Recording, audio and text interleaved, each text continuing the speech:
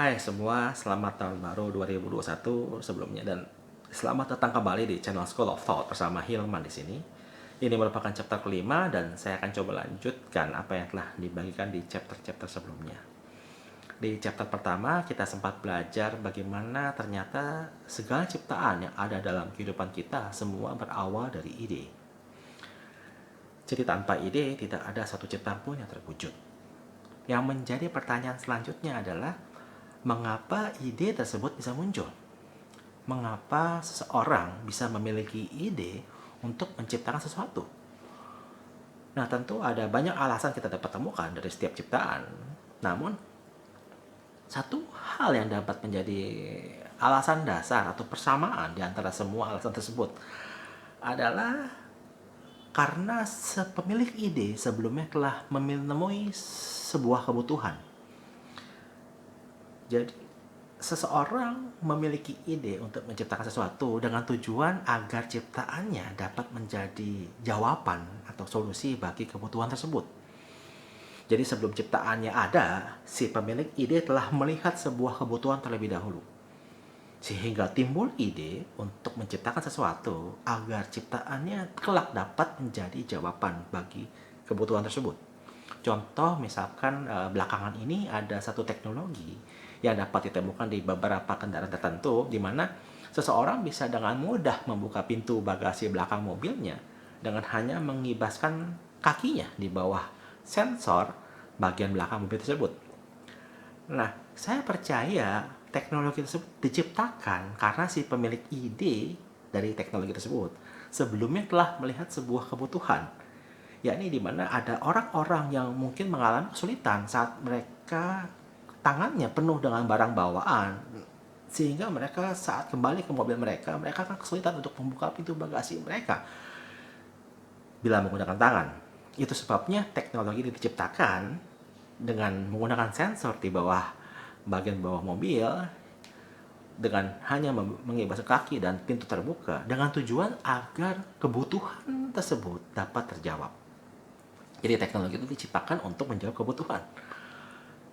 Demikian juga dengan segala ciptaan yang lainnya, termasuk kita. Kalau kita percaya kita adalah ciptaan Tuhan, maka sesungguhnya kita diciptakan dengan satu tujuan, yaitu untuk menjadi jawaban bagi sebuah kebutuhan. Tuhan tidak menciptakan kita dengan tanpa alasan, bukan dengan tanpa tujuan, tapi Dia telah melihat sebelumnya ada sebuah kebutuhan di generasi ini di mana kita hidup, di mana kita diciptakan, kita dilahirkan untuk menjadi jawaban bagi kebutuhan tersebut. Jadi dengan kata lain, segala apa yang dibutuhkan untuk kebutuhan tersebut telah tersimpan terkandung di dalam setiap kita. Masa depan setiap ciptaan sesungguhnya ada di dalam ciptaan tersebut, bukan di luar. Jadi saat sebuah ciptaan dirancang, segala yang dibutuhkan untuk ciptaan untuk bisa berfungsi dengan baik telah telah diinstal terlebih dahulu di dalam ciptaan tersebut. Contohnya, kalau saya boleh kasih analogi seperti sebuah benih pohon apel. Di dalam sebuah buah apel, kita telah tahu bahwa di dalam buah apel ada terkandung biji apel atau benih apel. Nah, tahukah saudara bahwa di dalam benih apel tersebut sesungguhnya terkandung satu pohon apel yang besar? Jadi, segala sesuatu yang kemampuan yang dibutuhkan sebuah benih apel untuk menjadi pohon apel sudah terkandung di dalam benih apel tersebut. Hanya dibutuhkan 1-2 proses yang diperlukan agar benih itu bisa bertumbuh menjadi pohon apel. Nah, yang menarik adalah begini. Kata masa depan sesungguhnya dalam bahasa Inggris itu future, yang berasal dari bahasa Yunani yang disebut futurus. Kata Yunaninya futurus. Nah, kata futurus itu artinya grow, bertumbuh. Jadi dengan kata lain, masa depan satu ciptaan sesungguhnya terjadi saat ciptaan tersebut bertumbuh. Nah, bagaimana sebuah ciptaan bisa bertumbuh? Bagaimana sebuah ciptaan bisa bertumbuh dan mengeluarkan potensi apa yang ada di dalam dia? Dibutuhkan dua hal, sama seperti benih tadi. Benih tersebut harus ada di dalam habitatnya. Harus tertanam dalam tanah. Karena tanah merupakan habitat tanaman. Jadi, langkah pertama yang dibutuhkan untuk sebuah ciptaan untuk bisa dapat bertumbuh adalah dia harus tertanam. Dia harus ada dalam habitatnya. Nah, kita tahu setiap makhluk hidup masing-masing memiliki habitat yang berbeda-beda. Ikan misalkan habitatnya ada di dalam air. Burung-burung ada habitat di udara. Makhluk-makhluk binatang darat habitatnya di darat. Tanaman juga habitat di dalam tanah, di tanah. Nah, mengapa habitat ikan ada di dalam air, mengapa habitat tanaman ada di dalam tanah, dan seterusnya. Mengapa demikian? Karena waktu penciptaan, Tuhan menciptakan mereka berasal dari habitat mereka. Kita buka di Kejadian 1 ayat 11. Kejadian 1 ayat 11 berbunyi demikian. Berfirmanlah Allah, hendaklah tanah menumbuhkan tunas-tunas muda, tumbuhan-tumbuhan yang berbiji, segala jenis pohon buah-buahan yang menghasilkan buah yang berbiji, supaya ada tumbuhan-tumbuhan di bumi. Dan jadilah demikian. Saat Tuhan menciptakan tanaman, tumbuh-tumbuhan yang berbiji, segala tunas-tunas muda, Tuhan berbicara kepada habitatnya, yaitu tanah.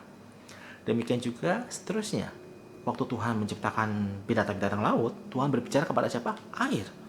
Kita lihat di ayat 20. Berfirmanlah Allah, hendaklah dalam air berkeriapan makhluk yang hidup, dan hendaklah burung berterbangan di atas bumi, melintasi cakrawala. Bagaimana dengan binatang darat? Kita lihat di ayat 24. Berfirmanlah Allah, hendaklah bumi mengeluarkan segala jenis makhluk yang hidup, ternak, dan binatang melata, dan segala jenis binatang liar. Dan jadilah demikian. Allah menjadikan segala binatang liar dan segala jenis ternak dan segala jenis binatang melata di muka bumi. Allah melihat bahwa semuanya itu baik. Jadi saat Tuhan menciptakan makhluk hidup, Tuhan berbicara dengan habitatnya. Tuhan menciptakan tanaman, Tuhan berbicara dengan bumi, tanah. Tuhan menciptakan binatang laut, binatang air, Tuhan berbicara dengan air. Waktu Tuhan menciptakan makhluk-makhluk daratan, Tuhan berbicara dengan daratan, dengan bumi. Jadi daratan, air itu adalah habitat mereka. Karena Tuhan berbicara kepada habitatnya. Bagaimana dengan manusia? Waktu Tuhan menciptakan manusia, Tuhan berbicara kepada siapa? Kita lihat di ayat 26 selanjutnya. Berfirmanlah Allah, baiklah kita menjadikan manusia menurut gambar dan rupa kita, supaya mereka berkuasa atas ikan-ikan di laut dan burung-burung di udara, dan atas ternak dan atas seluruh bumi, dan atas segala yang melata, segala binatang melata yang merayap di bumi. Waktu Tuhan menciptakan manusia, Tuhan berbicara dengan habitatnya. Siapa habitatnya? Tuhan sendiri. Tuhan berbicara dengan dirinya sendiri saat Tuhan menciptakan manusia. Dengan kata lain, habitat manusia sesungguhnya adalah dalam hadirat Tuhan, di dalam Tuhan. Itu sebabnya Taman Eden disebut Eden. Kata Eden artinya delight. Kesukaan manusia seharusnya ada di dalam hadirat Tuhan. Eden itu artinya delight. Jadi saat seseorang diciptakan Tuhan, mereka perlu menemukan habitatnya, yaitu hadirat Tuhan. Karena hanya di dalam habitatnya, di dalam habitat sesungguhnya manusia bisa bertumbuh. Dan dia bisa temukan masa depan mereka. Mereka bisa temukan apa yang menjadi alasan mereka diciptakan. Karena masa depan mereka sesungguhnya ada di dalam diri mereka sendiri, bukan di luar. Banyak orang menanti-nantikan masa depan mereka di hari-hari yang akan datang, di tahun-tahun yang akan datang. Mereka berharap masa depan mereka lebih baik, mereka berharap kehidupan mereka lebih baik. Tapi sebenarnya apa yang sesungguhnya yang benar terjadi, apa yang mereka harapkan, apa yang mereka impikan sesungguhnya ada di dalam diri mereka. Segala sesuatu apa yang mereka butuhkan untuk menjalani kehidupan ini ada di dalam kehidupan mereka, di dalam diri mereka. Sebagaimana pohon tertanam dalam satu benih, demikian juga segala masa depan setiap anak-anak Tuhan, setiap orang, setiap manusia ada di dalam manusia tersebut. Hanya mereka perlu ada di dalam habitat yang benar, yaitu hadirat Tuhan. Itu sebabnya orang yang mengalami kelahiran baru, pertama kali mereka alami adalah perjumpaan dengan Tuhan secara pribadi di dalam hadirat Tuhan. Untuk pertama kali ya manusia mengalami habitat mereka yang sesungguhnya, hadirat Tuhan. Itu yang membuat mereka bisa terbuka, itu yang membuat mereka bisa grow, bisa bertumbuh. Hanya Tuhan yang bisa mengubahkan manusia. Manusia nggak bisa mengubahkan manusia yang lain. Hanya manusia yang bisa hanya manusia di dalam Tuhan, dalam hadirat Tuhan, mereka bisa mengalami pertumbuhan. Mereka bisa temukan apa yang sesungguhnya menjadi panggilan mereka, apa yang menjadi destiny mereka, apa yang menjadi calling mereka, apa yang menjadi rancangan-rancangan Tuhan dalam hidup mereka.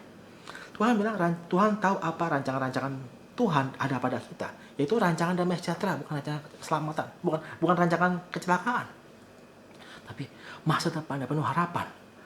An expected end dalam terjemahan New King James. Sesuatu ending yang sudah diketahui sebelumnya oleh Tuhan. Karena Tuhan sudah melihat kok akhir dari semua ini. Kita bisa lihat buka kitab Wahyu, semua endingnya dalam kehidupan ini sudah ketahuan kok dari awal. Tuhan sudah deklarasikan sejak dari awal kok. Demikian juga Tuhan bisa melihat sebuah kebutuhan di masa ini, di mana kita dilahirkan, kita diciptakan karena Tuhan tahu ada sebuah kebutuhan yang hanya kita yang bisa jadi jawabannya, hanya kita yang bisa jadi solusinya. Itu sebabnya Tuhan lahirkan kita. Jadi kita butuh habitat yang sesungguhnya, yaitu dalam hadirat Tuhan. Itu sebabnya manusia perlu lahir baru dan mereka perlu mengalami hadirat Tuhan. Mereka perlu harus dalam hadirat Tuhan. Dan sama halnya seperti benih di dalam tanah yang meskipun sudah di dalam habitatnya, mereka juga butuh nutrisi. Mereka butuh makanan untuk mereka bisa tetap bisa berkembang dan bertumbuh sampai menjadi dewasa. Demikian juga setiap kita yang sudah Tuhan lahirkan kembali di dalam Kristus Yesus, kita sudah mengalami hadirat Tuhan. Tidak cukup hanya hadirat Tuhan, kita juga butuh makanan nutrisi. Kita tahu firman Tuhan, tetapi firman Tuhan seperti apa nutrisinya? Kita bukai Efesus 4 ayat 11.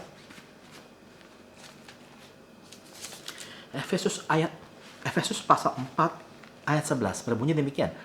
Dan ialah yang memberikan, itu Tuhan Yesus, dan ialah yang memberikan baik rasul-rasul maupun nabi-nabi, baik pemberita-pemberita Injil maupun gembala-gembala dan pengajar-pengajar, untuk memperlengkapi orang-orang kudus bagi pekerjaan pelayanan, bagi pembangunan tubuh Kristus.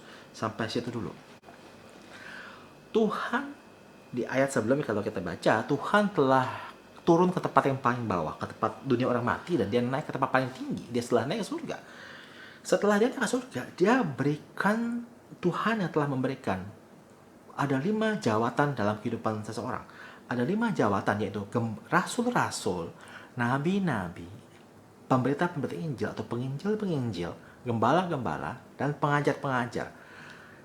Ada 5 jawatan yang berfungsi di dalam gereja, di dalam eklesia Tuhan, dengan satu tujuan, untuk memperlengkapi orang-orang kudus dalam pekerjaan pelayanan.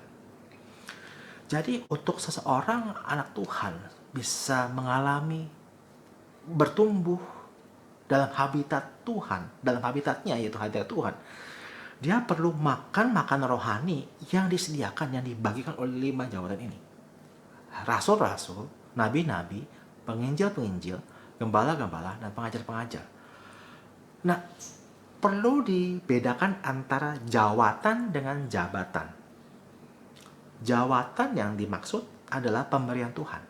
Itu Tuhan yang angkat hamba-hamba Tuhan ini untuk melayani umat Tuhan, melayani gereja Tuhan, untuk memperlengkapi orang-orang kudus bagi pekerjaan pelayanan. Tidak semua hamba-hamba Tuhan berfungsi sebagai 5 jawatan ini.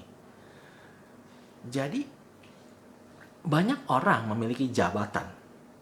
Mungkin itu bergelar, mereka memiliki gelar sarjana teologi, mungkin mereka bergelar pendeta ataupun apapun, gelar-gelar rohani, tapi belum tentu mereka adalah 5 jawatan ini. Jadi yang membedakan adalah ini. Kelima jawatan ini Tuhan yang pilih sendiri, Tuhan yang angkat sendiri, Tuhan yang urapi mereka, sehingga mereka bisa memperlengkapi orang-orang kudus, anak-anak Tuhan. Supaya apa? Untuk pekerjaan pelayanan. Kata pekerjaan itu artinya ergon, pelayanan diakonia. Ergon itu seperti ini. Ergon itu seperti ikan yang dilepaskan di dalam air. Dengan sendirinya ikan itu bisa berenang. Seperti tanaman ditanam di tanah, dengan sendiri bisa bertumbuh tanpa ada yang perlu mengajarinya. Ergon itu sesuatu yang secara alami yang bekerja keluar dari seseorang saat mereka ada di dalam habitat tepat. Saat mereka ketemu dengan, karena kata diakonia, kata pelayanan itu adalah to serve the community, untuk melayani masyarakat. Jadi saat orang-orang tertentu yang telah mengalami kelahiran baru, mereka telah mengalami hadirat Tuhan, dan mereka makan dari 5 jawatan ini, mereka akan dengan sendirinya, mereka akan keluar ergonnya, mereka akan berkarya saat menemukan kebutuhan yang mereka sudah ditentukan untuk menjadi jawabannya. Jadi satu kebutuhan yang membuat mereka keluar potensi mereka sesungguhnya. Itu ergon, itu pekerjaan pelayanan. Jadi gak hanya terbatas dalam lingkungan ibadah hari Minggu atau aktivitas gereja, tapi lebih ke arah di mana seseorang bisa berkarya sesungguhnya bagi suatu masyarakat untuk menjawab kebutuhan di suatu masyarakat. Itu ergon. Itu tidak bisa dibuat-buat. Itu tidak bisa diangkat oleh manusia. Itu pemberian Tuhan melalui 5 jawatan untuk memperlengkapi orang-orang kudus tersebut. Jadi sebagaimana sebuah ciptaan bisa menemukan masa depannya di dalam kehidupan mereka sendiri, sesungguhnya demikian juga anak Tuhan bisa menemukan masa depan mereka di dalam mereka sesungguhnya. Saat mereka ada di dalam hadirat Tuhan, mereka mengalami perjumpaan dengan Tuhan, dan mereka bisa bertumbuh dan berbuah saat mereka mendengar firman yang dibagikan oleh 5 jawatan ini. Hamba-hamba Tuhan ini yang saya percaya masih ada sampai sekarang. Ini beda dengan hamba-hamba Tuhan yang mungkin kita biasa dengar, karena tidak semua hamba-hamba Tuhan yang kita dengar itu 5 jawatan tersebut. Ini yang menentukan. Efesus 4 ayat 13. Sampai kita semua telah mencapai kesatuan iman dan pengetahuan yang benar tentang anak Allah, kedewasaan penuh, dan tingkat pertumbuhan yang sesuai dengan kepenuhan Kristus, sehingga kita bukan lagi anak-anak yang diombang-ambingkan oleh rupa-rupa angin pengajaran, oleh permainan palsu manusia dalam kelicikan mereka menyesatkan, tetapi dengan teguh berpegang kepada kebenaran di dalam kasih kita bertumbuh di dalam segala hal ke arah Dia, Kristus, yang adalah kepala. Daripadanya lah seluruh tubuh yang rapi tersusun dan diikat menjadi satu oleh pelayanan semua bagiannya, sesuai dengan kadar pekerjaan tiap-tiap anggota menerima pertumbuhannya dan membangun dirinya dalam kasih. Jadi 5 jawatan ini, para rasul, para gembala, para nabi, para penginjil, para pengajar, mereka Tuhan utus untuk memperlengkapi orang-orang kudus untuk bisa menjadi bertumbuh sampai mencapai kesatuan iman, sampai bertumbuh menjadi dewasa dalam pengenalan akan Tuhan. Bukan lagi anak-anak. Dan selama ini kita lihat gereja Tuhan, kondisi gereja Tuhan ini belum dewasa. Itu sebabnya saya percaya orang-orang yang dimaksud Alkitab di Efesus 4 ini, hamba-hamba Tuhan yang memiliki jawatan gembala, jawatan rasul, jawatan nabi, itu semua masih ada sampai sekarang. Mereka tersedia untuk setiap anak Tuhan, supaya mereka bisa diperlengkapi dan mereka bisa diutus untuk melakukan pekerjaan pelayanan. Idealnya memang setiap komunitas eklesia, 5 jawat ini hadir. Idealnya seperti itu. Nah, kalau boleh saya bagikan ciri-cirinya, kalau rasul dan nabi, ciri-cirinya adalah mereka membangun fondasi. Efesus 2 ayat 20 berbunyi demikian. Ayat 19. Oke.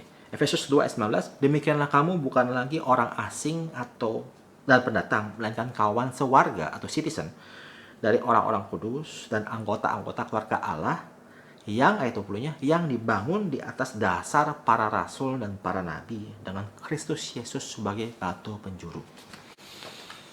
Jadi para rasul dan para nabi, mereka adalah orang-orang yang berfungsi untuk membangun fondasi. Jadi bila ada anak-anak Tuhan yang mengalami fondasi yang salah dalam hidup mereka, ada pengajaran yang palsu, ada pengajaran benar, para rasul dan para nabi ini yang berfungsi untuk membongkar itu semua, bongkar fondasi, taruh fondasi yang benar. Itu kemampuan, keahlian para rasul dan para nabi. Gembala, penginjil memberitakan Injil, mereka bagikan berita tentang kerajaan. Gembala berfungsi sebagai merawat domba-domba yang Tuhan telah panggil. Pengajar yang membagikan pengajaran. Lima hamba Tuhan ini, saudara akan alami apa yang mereka bagikan itu sifat memperlengkapi. Apa yang mereka bagikan itu membuat kalian bertumbuh, membuat kita semua bertumbuh. Banyak pendeta, banyak hamba Tuhan yang lucu mungkin, banyak mereka yang menyenangkan didengar, namun tidak semuanya membangun, tidak semuanya 5 jawatan ini. Karena sifatnya mereka hanya membangkitkan semangat, menyalakan kembali semangat yang pudar mungkin. Namun mereka tidak berfungsi sebagai untuk 5 jawatan untuk memperlengkapi orang terus. Fungsinya beda. Jadi sah-sah saja mendengarkan pendeta yang menarik atau lucu, namun bagi saran saya, makan makanan rohani yang bergizi, makan makanan rohani yang dibagikan oleh kelima jawatan tersebut. Karena hanya 5 jawatan yang diutus Tuhan, dipilih Tuhan untuk membagikan, memperlengkapi orang-orang kudus bagi pekerjaan pelayanan. Makanan rohani yang mereka bagikan berbeda dengan makanan rohani yang dibagikan oleh pelayan-pelayan Tuhan yang lain. Jadi mungkin itu saja yang saya bisa bagikan pada hari ini, kesempatan kali ini. Jadi masa depan kita semuanya tergantung di tangan kita sesungguhnya. Bagaimana kita mau bertumbuh di dalam Tuhan. Karena sesungguhnya kata masa depan itu sendiri bukan di depan kita, bukan di hari-hari yang akan datang, bukan di tahun 2022, 2023, tapi bagaimana kita bisa mengeluarkan apa yang ada di dalam kita. Karena kita sesungguhnya sudah memiliki masa depan tersebut di dalam kita. Selama kita bisa bertumbuh di habitat yang benar dan di dalam konsumsi rohani yang benar. Itu saja yang saya bisa bagikan pada hari ini. Kiranya kita dapat bertemu kembali dalam kesempatan berikutnya. Sampai jumpa, Tuhan memberkati.